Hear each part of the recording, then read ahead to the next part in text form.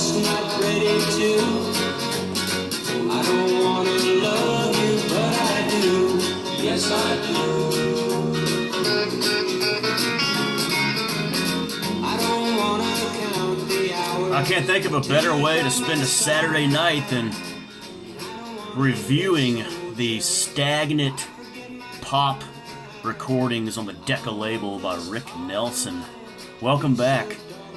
So when we left off, we had talked about the introduction of Rick's Decca career, and we went through the first two albums on Decca, the first one being For Your Sweet Love, and the second one being Sings For You, which came out in 1963.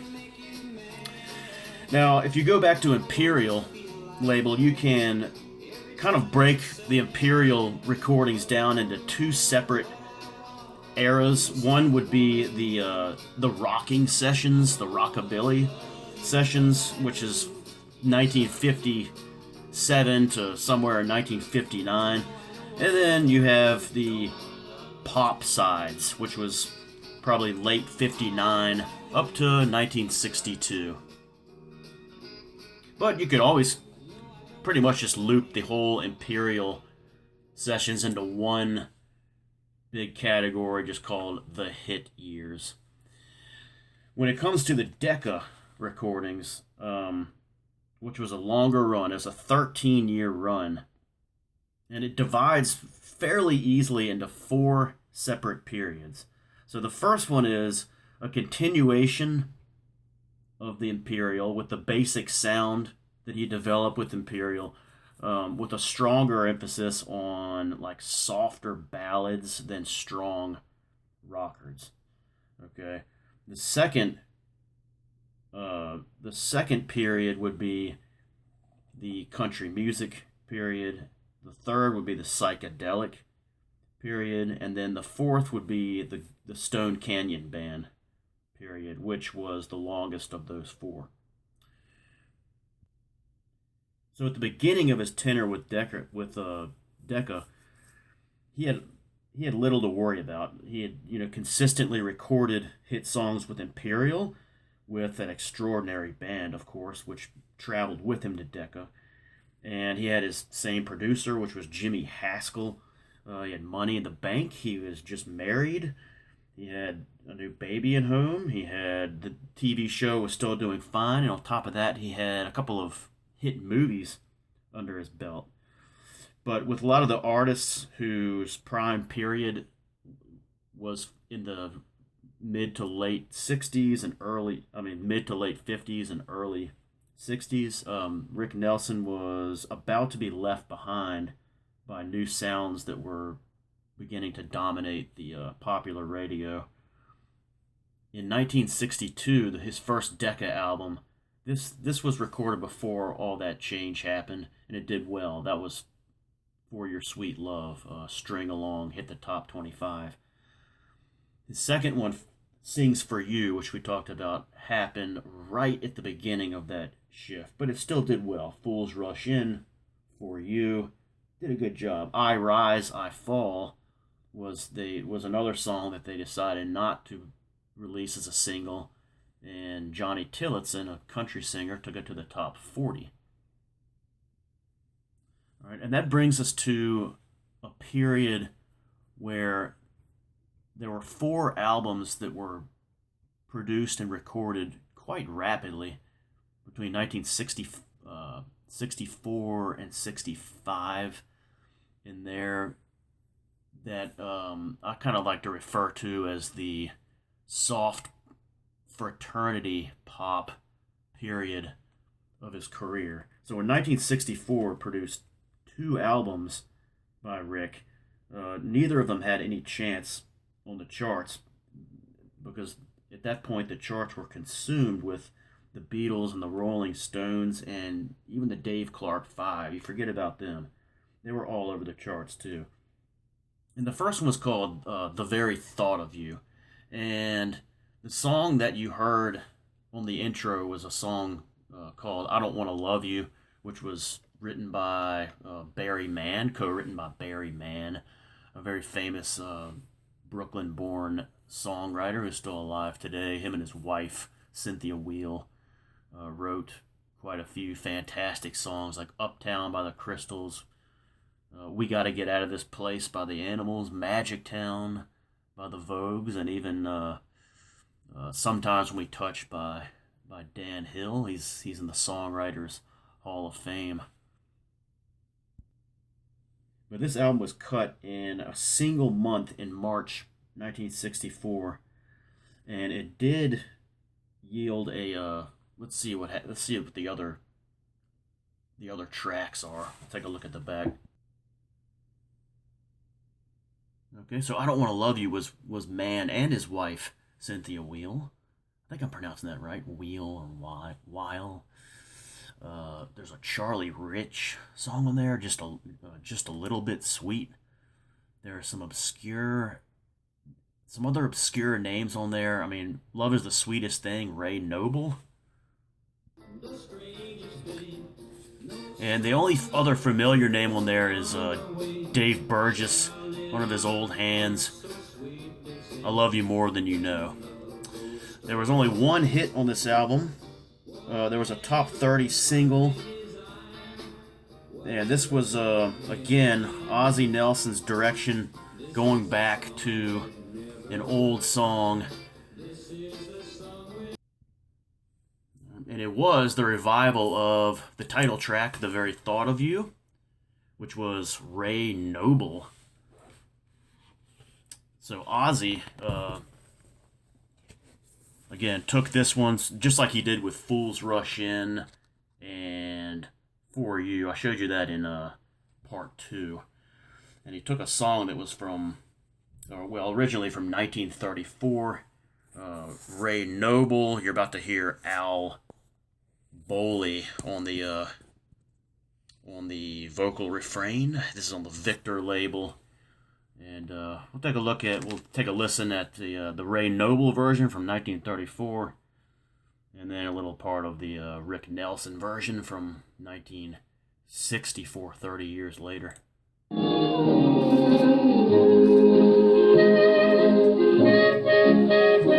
very thought of you, and I forget to do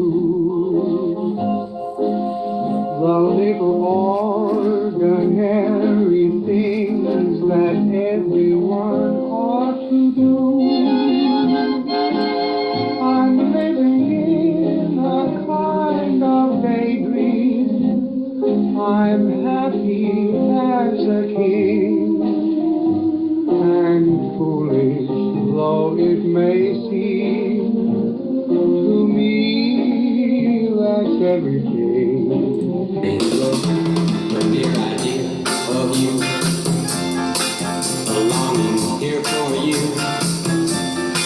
You'll never know how slow the moments go till I'm near to you.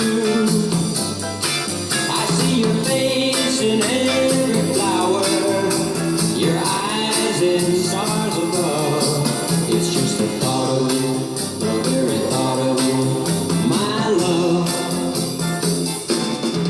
Alright, so this was a top 30 single, and this would be Nelson's final top 40 hit until 1972. There was another decent single that came from this. It was called There's Nothing I Can Say. Take a listen to that. Alright, beg your pardon. That song is not from this album. It's a single, but I'll get to it in just a moment. So this album, The Very Thought of You, just very mid-tempo pop rock. It's fine. There's nothing wrong with it. But again, it was just buried under the current of changing music. So later in 1964 came the next album called Spotlight on Rick. And this is what I mean by just that fraternity. It just looks like someone you'd see like a college, some hired college band playing, just really taking on that look. So this is also 1964, and this one, again, it's a respectable effort. But if you compare it to the fast-changing rock scene, it's just forgettable. Too many innovations by the British invasion and other, like I mentioned, the other, Wall of Sound and Beach Boys and all that stuff that was coming out. Okay. There's the track listing right there as you listen to I Tried, which was Jerry Fuller was back, as was Baker Knight, who wrote the song Just Relax and Yesterday's Love. Let's see. So Just Relax. So I can kiss you, just right. So baby, won't you please be a little nicer to me? Yeah, so from the recordings of this album came this song, There's Nothing I Can Say. There's nothing I can do. This one peaked at number 47 on the charts.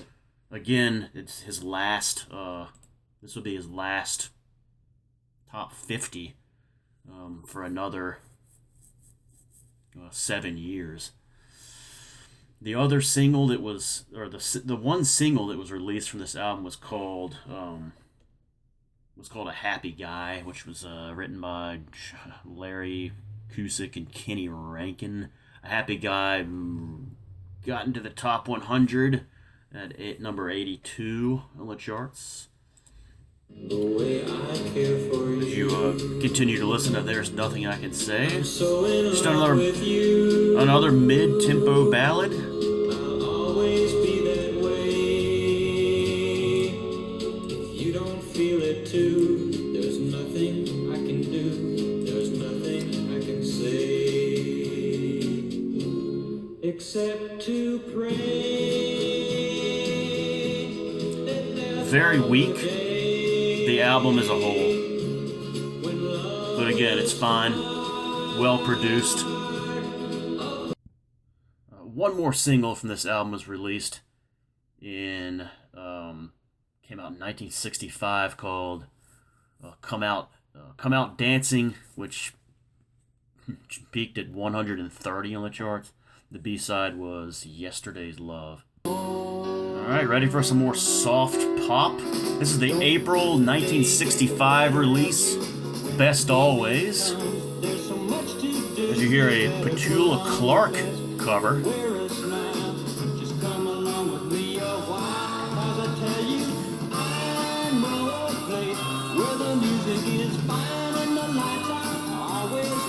There was one solid ballad on this album called Only the Young. He also goes way back to the well on Fats Domino with My Blue Heaven.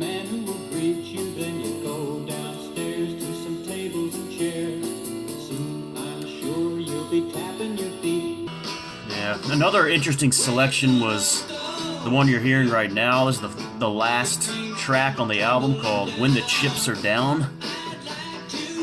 Noteworthy because it was written by Dash Crofts and Jimmy Seals of Seals and Crofts, who were not known yet.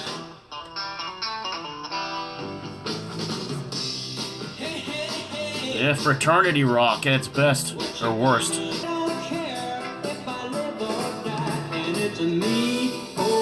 Then arguably the best song on the album was the single Mean Old World. This was written by Billy Vera, who had a #1 hit himself in, I believe, 1988? Billy Vera and the Beaters, In This Moment, or At This Moment, I forget which one. But yeah, Billy Vera wrote this one. And this song is a single, snuck into the top 100, went to number 96 on the charts.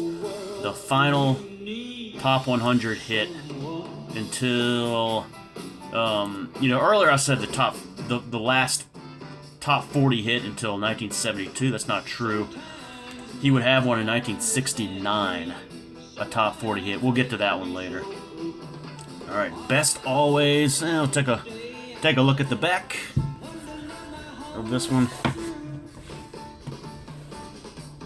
So, got an Eddie Arnold cover on that too. You Don't Know Me, before it was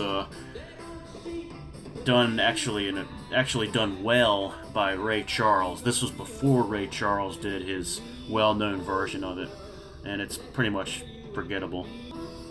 Okay. So not a bad mid-60s effort. There's little to distinguish it from the other two that I showed you earlier. So Spotlight on Rick, The Very Thought of You, and this one, Best Always. There's no distinguishable traits between the three. Maybe higher quality of material. Maybe Mean Old World was a little more forceful and a little moodier than anything he cut in this 64 to 65 period, but Mean Old World's probably the best one on here. Okay, so we'll go back and we'll look at the charts. I don't think these even charted, but we'll just review the Decca releases. So For You, the one from the last video, charted at 14. And then The Very Thought of You, Spotlight on Rick, Best Always, did not chart at all. It makes you wonder who, if anyone, was buying these albums with everything that was good that was coming out. It's he was really just sort of sleepwalking through these recordings. And it's about to get worse. We're going to do one more.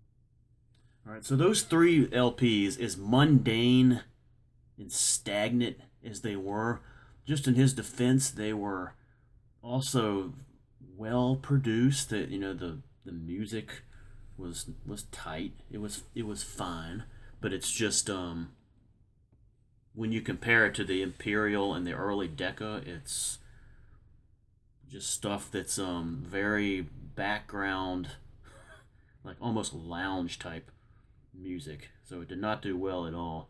The fourth and final one in this video is called Love and Kisses. So where the previous 3 did little to embarrass Rick Nelson or make you raise your eyebrows toward like better or worse, Love and Kisses was very bad. I've heard enough of it to know that this is probably his worst album. If I was doing a rankings, this would definitely fall at the very back. This is definitely the worst one.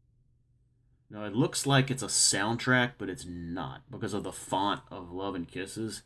It's not a soundtrack, but after this was released, there was a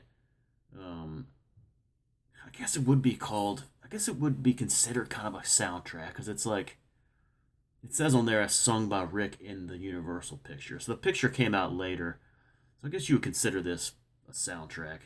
And the movie was in 1965, and it starred Rick and his wife, Kristen, and it had Ozzy directed it. It had cameos by David Nelson and Skip Young, who of course was Wally on the Ozzy and Harriet show. I believe it had the barber from Andy Griffith was in there doing something. I've never seen the movie, but it was pretty much a failure. And so was this album. It's just a very tepid collection of songs. There's some vague updates as far as some of the music. They try to use a little bit harder edge guitars. And let's take a look at the track listing. All right, so we'll look at the what they got on All Music. If y'all can see that, Love and Kisses, Sonny Curtis. I Catch Myself Crying, a Roger Miller. song. There's again in all four of these of these albums during this fraternity period, you see little hints of this country direction. Not big ones, but just little indications that he might be had this country interest. And one of those was "I Catch Myself Crying," Roger Miller. Johnny, there's "Try to Remember" with Tom Jones as a co-writer. Wow. And then Johnny Burnett returns with Liz. Say You Love Me, Sonny Curtis wrote that one. And then, now I mentioned that Come Out Dancing was a single. Now, Come Out Dancing was from this album, not Best Always. The B-side was of Love and Kisses was a song called Say You Love Me that was from the previous album. Was it from the previous album? No. So Come Out Dancing back with Yesterday's Love was from Spotlight on Rick, so 2 albums ago. But again, none of these albums are really distinguishable, and they're so close together that it didn't really matter. Come Out Dancing went to 100 and made it to 130. I don't know how it made it to 130, even that high. See for yourself. Dancing. I wanna see some action around this gym. I wanna see every girl swing out with her hip. Come out dancing. Yeah, let's go. Are the boys afraid of the girls? No. Are the girls afraid of the boys? No. Well, when you hear the bell, just give a yell and come out dancing. All right, so this will be the last album of the fraternity pop Decca period. Rick was in the studio for only a week recording this. It came out in November of 1965, and there he was cutting such forgettable dreck as Raincoat in the River, More, the theme from Mondo Cane. Decca didn't even fund an entire album's worth of sessions. They borrowed 3 songs from Best Always sessions to fill out this album, Love and Kisses. The sun seemed to have set for Mr. Nelson. That'll be it. We'll see you for part 4, starting in 1966. Have a good night.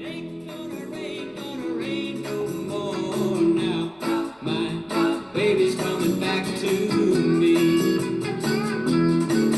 Now the rain's been dripping